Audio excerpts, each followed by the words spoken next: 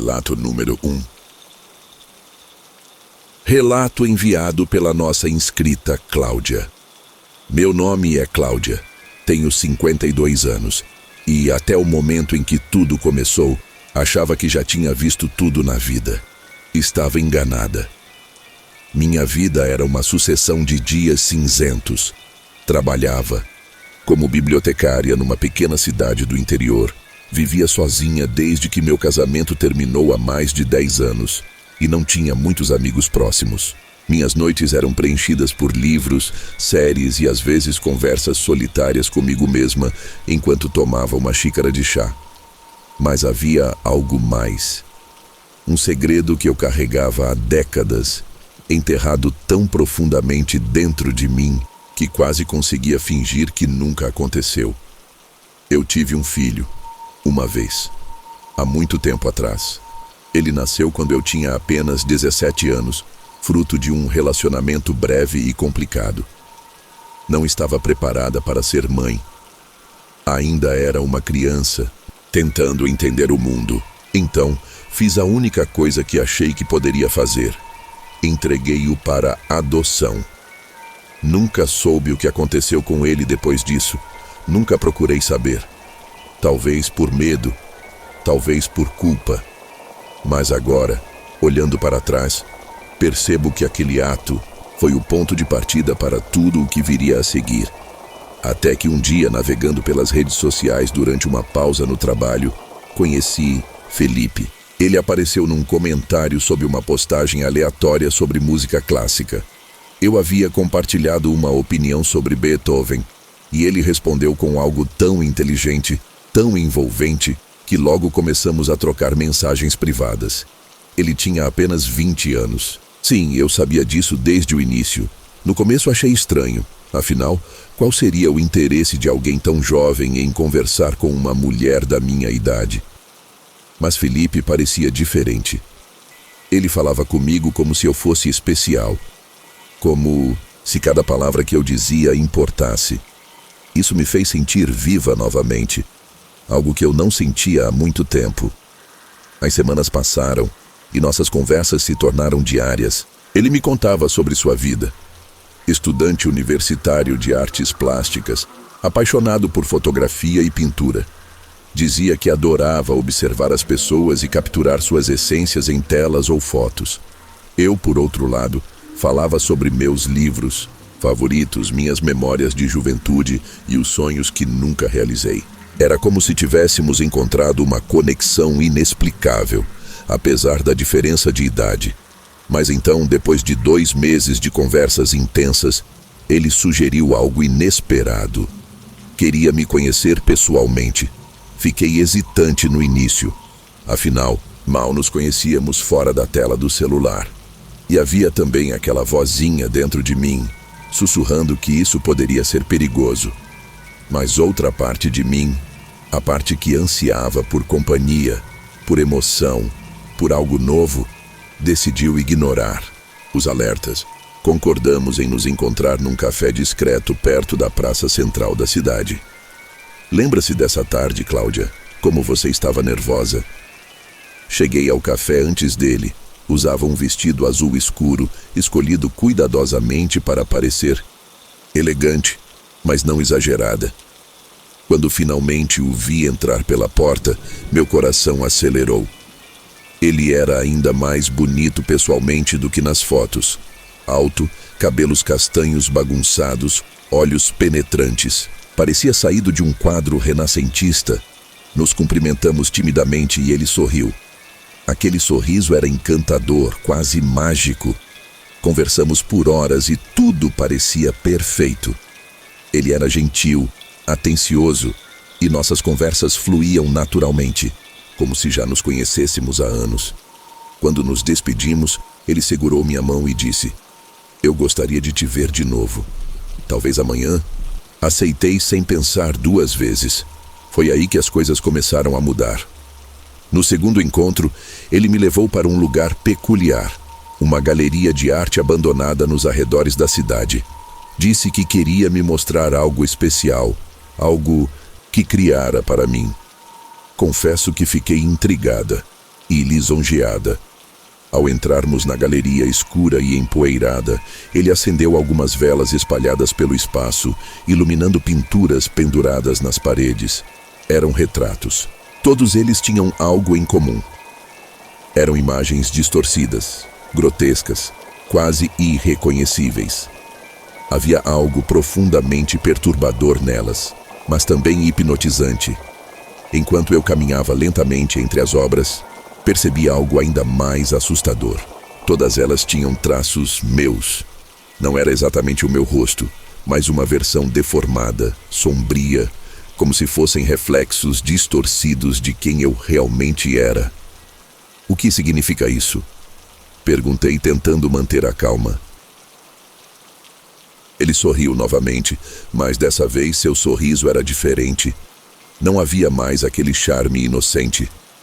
Seus olhos brilhavam de uma maneira que me deixou desconfortável. São você, ele respondeu calmamente. Não a pessoa que você mostra ao mundo, mas a verdadeira você. Aquela que vive presa dentro de si mesma. Senti um arrepio percorrer minha espinha. Quis ir embora imediatamente, mas quando me virei para sair, ele bloqueou meu caminho. Sua expressão havia mudado completamente. Agora ele parecia faminto. Você sabe, Cláudia, ele continuou aproximando-se devagar. Eu sempre soube que você era especial. Desde o primeiro momento em que começamos a conversar. Há algo em você, algo que eu preciso capturar. Algo que só existe aqui. Ele tocou minha testa com um dedo gelado. Comecei a recuar, mas ele agarrou meu braço com força. Tentei gritar, mas nenhum som saiu. Foi então que notei algo ainda mais terrível. As sombras das pinturas nas paredes estavam se movendo. Elas ganhavam vida, rastejando em minha direção como garras invisíveis. Felipe, por favor, implorei, lutando para me libertar, mas ele apenas sorriu novamente. Relaxe, ele murmurou. Isso vai ser rápido. Agora, enquanto narro esta história, percebo que provavelmente estou morta. Ou pior, a última coisa que lembro é de sentir uma dor excruciante na cabeça, como se algo estivesse sendo arrancado de mim. Depois disso, tudo ficou escuro. Quando acordei, estava de volta à galeria, sozinha. As pinturas ainda estavam lá, mas agora havia uma nova adição. Um retrato enorme no centro da sala. Era eu, mas não eu. Meu rosto estava distorcido em agonia, meus olhos vazios, minha boca aberta em um grito silencioso. Ao lado do quadro, havia uma placa com uma inscrição. Cláudia, 1971. A alma perdida. Corri para fora da galeria, desesperada, mas algo estava errado. Ninguém me via. As pessoas passavam por mim como se eu fosse feita de ar. Voltei para casa, mas nem mesmo minha própria imagem refletia no espelho. Percebi então a verdade. Felipe não era humano. Ele era algo antigo, algo que caçava almas perdidas, capturando-as em suas telas para alimentar sua arte macabra. E agora eu era uma delas, mas havia algo ainda mais cruel.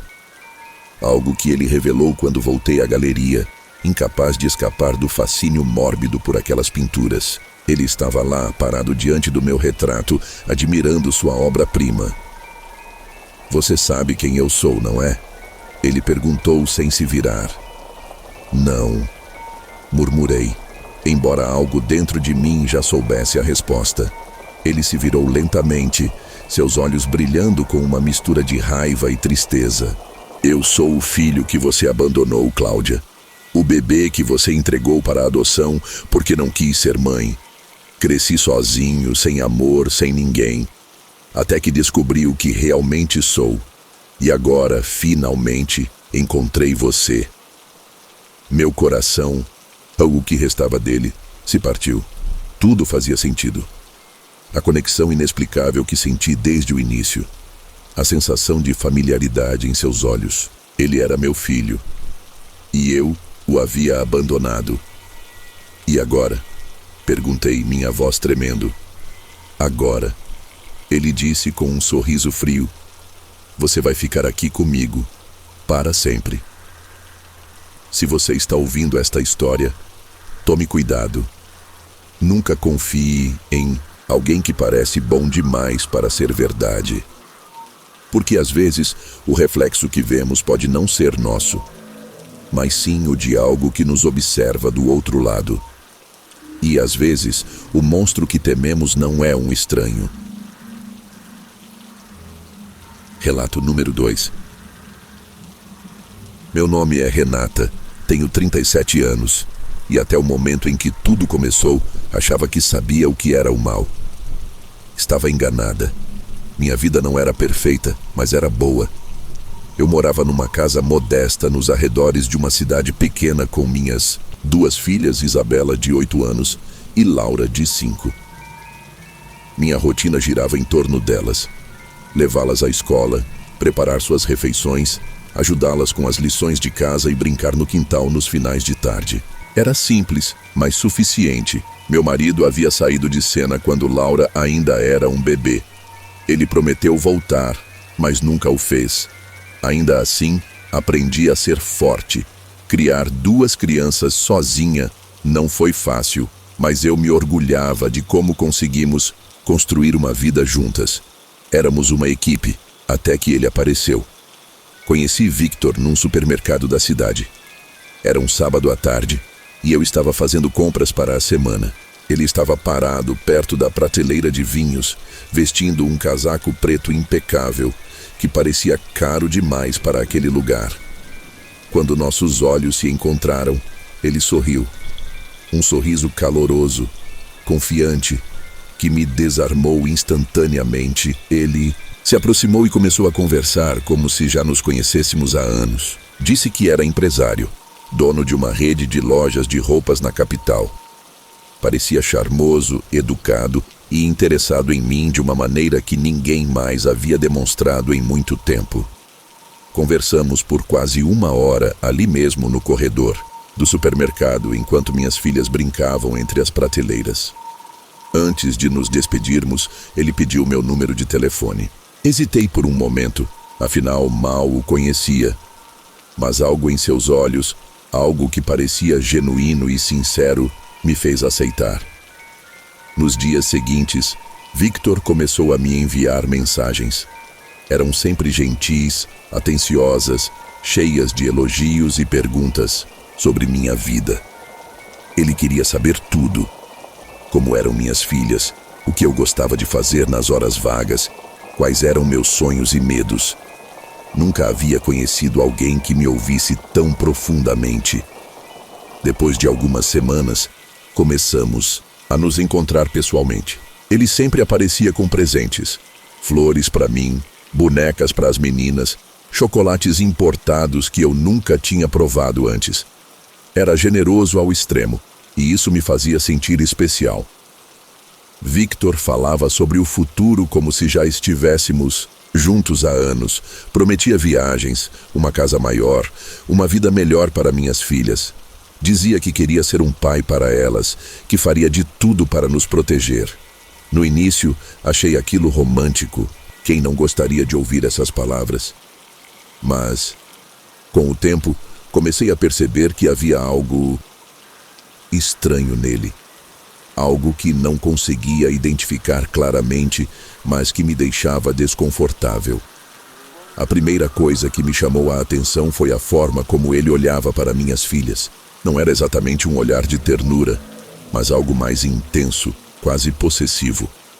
Ele sempre trazia presentes para elas, mas nunca perguntava o que gostavam. Simplesmente entregava os brinquedos como se fossem obrigatórias oferendas. Isabela e Laura pareciam gostar dele, mas eu notei que às vezes ficavam quietas quando ele estava por perto, como se sentissem algo que eu ainda não conseguia entender.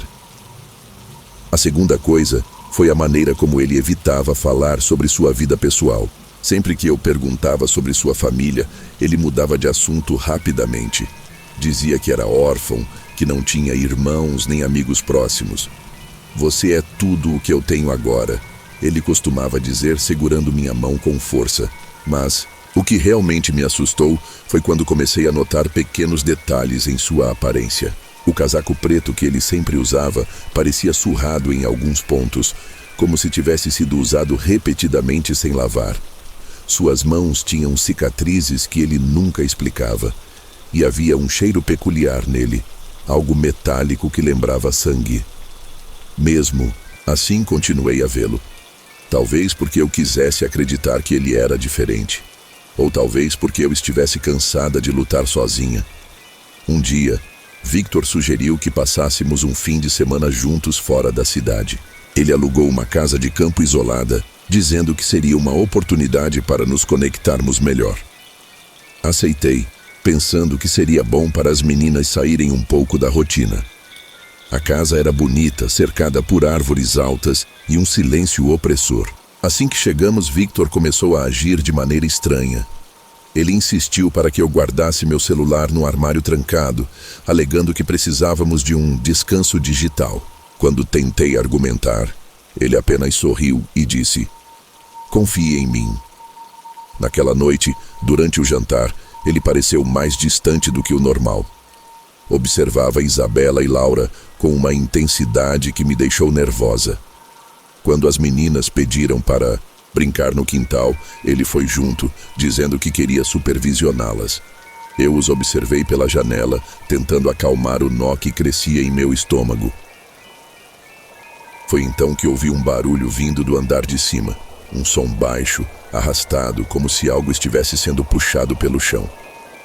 Subi as escadas devagar, chamando por Victor, mas ele não respondeu. No final do corredor, encontrei uma porta entreaberta. Empurrei-a lentamente e congelei. Era um quarto escuro, iluminado apenas por uma luz fraca que entrava pela janela. No centro do cômodo havia uma mesa coberta por jornais velhos e fotografias. Ao me aproximar, percebi que as imagens eram de crianças.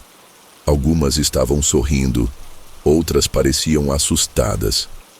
Todas tinham algo em comum. Estavam marcadas com um X vermelho. Meu coração disparou. Corri para fora do quarto, gritando por Isabela e Laura. Encontrei Victor no quintal, segurando as mãos das meninas. Ele sorriu ao me ver, mas seu sorriso não alcançou os olhos. "Renata", ele disse calmamente, "precisamos conversar." Arrastei minhas filhas para dentro de casa e tranquei a porta. Victor bateu na madeira com força, gritando para que eu abrisse. Peguei uma faca da cozinha e me posicionei entre ele e as meninas. "Quem é você?" gritei, minha voz tremendo. "O que você quer com minhas filhas?" Ele riu, um som frio e cortante. "Eu sou exatamente quem disse que sou, Renata. Um homem que te ama. Um homem que quer cuidar de vocês. Mas você não entende, não é? Você nunca entendeu." Finalmente ele confessou. Contou que havia procurado famílias vulneráveis, mulheres sozinhas com filhos, e as seduzido com promessas vazias. Sua verdadeira intenção era capturar as crianças e vendê-las para redes de tráfico humano. Disse que minhas filhas eram especiais, que valiam muito dinheiro. Senti meu corpo inteiro tremer de raiva e medo. Gritei para que ele fosse embora, mas ele apenas continuou batendo na porta, ameaçando invadir. Sabia que não podia enfrentá-lo sozinha. Precisava de ajuda. Enquanto ele tentava arrombar a porta, peguei o celular escondido no armário e liguei para a polícia. Expliquei rapidamente a situação, implorando para que eles viessem logo. Victor ouviu minha voz e percebeu o que eu estava fazendo. Seu rosto se contorceu de fúria. "Você vai se arrepender disso", ele rosnou antes de desaparecer na escuridão. Os policiais chegaram cerca de 1 hora depois. Revistaram a casa e o terreno, mas Victor havia sumido. Encontraram, no entanto, evidências suficientes para provar que ele era um criminoso procurado em vários estados. As fotos das crianças, documentos falsos, mapas com locais marcados, tudo indicava que ele era parte de uma organização criminosa. As semanas seguintes foram um pesadelo. Mudei de casa, tirei minhas filhas da escola e passei a viver sob constante vigilância. Cada som na calada da noite me fazia pensar que ele Estava voltando. Cada pessoa desconhecida que cruzava meu caminho parecia suspeita, mas o pior era a culpa. Eu havia colocado minhas filhas em perigo. Haviam sido inocentes, confiando em mim para protegê-las, e eu permiti que um monstro entrasse em nossas vidas. Passaram-se meses e eu achava que estava começando a me recuperar. Até que uma noite, enquanto colocava Laura para dormir, ouvi um barulho vindo do quintal. Era um som suave, quase imperceptível, mas suficiente para me fazer gelar. Peguei a faca que agora mantinha debaixo do travesseiro e fui até a janela. Lá estava ele, parado sob a luz da lua, vestindo o mesmo casaco preto. Ele sorriu para mim como se nada tivesse acontecido. Corri para ligar para a polícia, mas o telefone estava mudo. Quando voltei para a janela, ele havia desaparecido. No dia seguinte, encontrei um envelope na caixa de correio. Dentro dele havia uma foto de Isabela e Laura, tirada recentemente, com um bilhete escrito à mão. Eu sempre volto para o que é meu. Não sei quanto tempo se passou desde então. Vivo, em constante medo, incapaz de confiar em qualquer pessoa. Minhas filhas estão traumatizadas e eu me culpo todos os dias por ter permitido que isso acontecesse. Se você está ouvindo esta história, tome cuidado. Nem todos os homens que prometem amor são o que parecem. Às vezes o perigo está mais perto do que imaginamos, e às vezes o preço do erro é alto demais para ser pago. Relato número 3. Me chamo Mariana, tenho 27 anos, e esse é o relato de tudo que passei. Minha vida antes de conhecê-lo era simples, mas cheia de sonhos. Eu morava numa cidade pequena do interior do Brasil. Trabalhava como professora de inglês e passava meus dias entre livros, planos de aula e conversas com amigos. Sempre sonhei em viajar pelo mundo, conhecer novas culturas, viver aventuras, mas nunca imaginei que esses sonhos me levariam ao inferno. Foi num aplicativo de relacionamentos que conheci Karim. Ele era charmoso, educado e tinha uma voz suave que parecia acalmar qualquer ansiedade. Karim dizia ser um empresário saudita de Riad, que viajava constantemente para expandir seus negócios. Conversamos por semanas e ele sempre falava sobre sua família tradicional, seu amor pela cultura árabe e os luxos que poderia proporcionar a alguém especial. Ele me prometeu o mundo. Disse que queria se casar comigo, que eu seria tratada como uma rainha e que teríamos uma vida repleta de conforto e felicidade. No início, achei tudo muito surreal. Afinal, mal o conhecia, mas ele era persistente, gentil, e aos poucos fui cedendo às suas palavras doces. Minha família tentou me alertar, dizendo que aquilo era rápido demais, que eu não sabia quase nada sobre ele. Mas eu estava apaixonada, ou pelo menos achava que estava. E além disso, havia algo na maneira como ele falava sobre o futuro, que me fazia acreditar que tudo daria certo. Aceitei o pedido. A viagem para a Arábia Saudita foi um choque cultural imediato. O calor sufocante do deserto parecia sugar toda a energia do meu corpo, e as ruas de Riad eram muito diferentes das imagens glamorosas que Karim havia mostrado nas chamadas de vídeo. Quando chegamos à casa de sua família, percebi que algo estava errado. A residência era enorme, mas austera, com janelas cobertas por cortinas pesadas e portas trancadas com cadeados enferrujados. Não havia empregados sorridentes ou luxos extravagantes como ele havia prometido.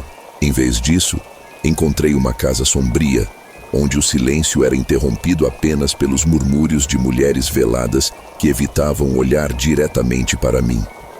Karim mudou completamente assim que cruzamos a porta. Seu sorriso caloroso desapareceu, substituído por uma expressão fria e distante. Ele me entregou um niqab e ordenou que eu o usasse imediatamente. Quando protestei, ele me lançou um olhar tão ameaçador que obedeci sem questionar. Nos primeiros dias, Tentei manter a calma, pensando que talvez fosse apenas uma fase de adaptação, mas logo percebi que minha situação era muito pior do que eu imaginava. Eu não era uma esposa, era uma escrava. Fui forçada a realizar tarefas domésticas extenuantes, lavar roupas à mão, cozinhar para uma família de mais de 10 pessoas, limpar cada canto daquela casa opressiva. Não havia descanso, nem um único momento de paz. As outras mulheres da casa, esposas e irmãs de Karim, me observavam com olhos vazios, como se já tivessem desistido de lutar contra o sistema. Elas murmuravam conselhos em árabe, que eu mal entendia, sobre como agradar os homens e não causar problemas. Rapidamente percebi que elas também eram prisioneiras, presas na mesma teia de controle e violência. Karim e seus irmãos me tratavam como propriedade. Eu não tinha permissão para sair de casa, usar o telefone ou sequer olhar para outro homem. Qualquer desobediência era punida severamente. Uma vez, quando derrubei uma bandeja de chá durante o serviço, Karim me arrastou para o quintal e me espancou na frente de todos. As outras mulheres assistiram em silêncio, como se aquilo fosse normal. O medo nos unia, mas também nos isolava. Cada uma de nós carregava sua própria dor, seu próprio trauma, e ninguém ousava falar sobre isso. Com o tempo, aprendi que gritar por ajuda era inútil. A casa ficava isolada no meio do deserto, cercada por quilômetros de areia e solidão. Mesmo que eu conseguisse escapar, para onde iria? Não conhecia a língua, não sabia as leis locais e, pior ainda, sabia que estrangeiras como eu eram vistas com desconfiança pelas autoridades. As únicas vezes em que eu via o lado de fora da casa era quando era obrigada a acompanhar as outras mulheres ao mercado local. Mesmo nessas ocasiões, éramos vigiadas de perto por Karim ou seus irmãos. Tentar falar com alguém era impossível. Qualquer movimento suspeito resultava em punição. Certa vez, tentei escrever uma carta pedindo ajuda e escondê-la no bolso de um cliente no mercado. Mas Karim percebeu. Naquela noite, ele me trancou em um quarto escuro e me deixou lá por dias, sem comida ou água. Quando finalmente me soltou, eu estava fraca demais para pensar em resistir. Minhas mãos tremiam tanto que mal conseguia segurar uma colher. Meu corpo estava marcado por hematomas e minha mente começava a sucumbir ao desespero. Mas o pior ainda estava por vir. Com o tempo, comecei a entender o verdadeiro motivo pelo qual Karim havia me trazido para a Arábia Saudita. Ele não me amava, nunca me amou. Eu era apenas mais uma peça em seu jogo de dominação. Ele e sua família lucravam vendendo mulheres estrangeiras como escravas domésticas para outras famílias ricas. Eu era jovem, bonita e ingênua, perfeita para atrair interesse. Uma noite, ouvi uma conversa entre Karim e seus irmãos enquanto servia chá. Eles estavam discutindo quanto poderiam ganhar me vendendo para uma família no Iêmen. Meu coração paralisou. Sabia que se isso acontecesse, minha situação só pioraria. Precisava encontrar uma maneira de escapar, mas como? Decidi que não podia esperar mais. Cada dia que passava me aproximava mais da morte ou de um destino ainda pior. Comecei a planejar minha fuga em segredo. Durante semanas, economizei migalhas de comida e roubei pequenos objetos que pudesse usar para barganhar. Também observei cuidadosamente os horários em que os homens da casa estavam distraídos. Finalmente, uma oportunidade surgiu. Certa manhã, Karim e seus irmãos saíram para resolver negócios na cidade, deixando apenas as mulheres na casa. Esperei até que todas estivessem ocupadas com suas tarefas e corri para o portão. Com o coração batendo forte, forcei a tranca enferrujada até que ela cedeu. Corri pelo deserto, sem saber para onde estava indo. O calor era insuportável e minhas pernas tremiam a cada passo, mas eu sabia que não podia parar. Depois de horas caminhando, avistei uma estrada distante. Reuni minhas últimas forças e gritei por socorro quando vi um carro se aproximando. O motorista que me encontrou era um caminhoneiro estrangeiro que trabalhava transportando mercadorias pela região. Ele me levou para a cidade mais próxima e me ajudou a entrar em contato com a embaixada brasileira. Foi um processo longo e doloroso, mas finalmente consegui voltar para casa. Hoje, meses depois, ainda acordo gritando à noite, revivendo os momentos de terror naquela casa. Minhas mãos tremem ao lembrar dos olhos frios de Karim, do som das correntes invisíveis que me prendiam àquela prisão. Tento reconstruir minha vida, mas é difícil. Cada barulho na rua, cada som de passos atrás de mim, me faz lembrar daquele lugar. Às vezes penso que nunca vou me recuperar completamente. As memórias são vívidas demais. Lembro-me do cheiro de poeira e suor que impregnava a casa, das vozes abafadas das outras mulheres, do som das chicotadas que ecoavam pelo quintal. Lembro-me do medo constante, da sensação de estar completamente sozinha, mesmo cercada por tantas pessoas. E lembro-me do rosto de Karim, que parecia mudar conforme ele revelava sua verdadeira natureza. No início, ele era encantador, quase mágico, mas com o tempo sua máscara caiu, revelando um monstro frio e calculista. Se você está ouvindo esta história, tome cuidado. Nem todos os sorrisos são sinceros e nem todos os sonhos são seguros. Às vezes, o que parece ser uma aventura pode se transformar em um pesadelo do qual é quase impossível escapar. Eu sobrevivi, mas muitas outras mulheres não têm a mesma sorte. Há milhares de Marias espalhadas pelo mundo, presas em prisões invisíveis, sofrendo em silêncio. Eu gostaria de dizer que minha história tem um final feliz, mas isso seria mentira. Sim, estou viva. Sim, voltei para casa. Mas parte de mim ainda está presa naquele deserto, nas sombras daquela casa, nos olhos frios de Karim. Talvez eu nunca consiga me libertar completamente. Talvez o preço da liberdade seja carregar esse peso para sempre.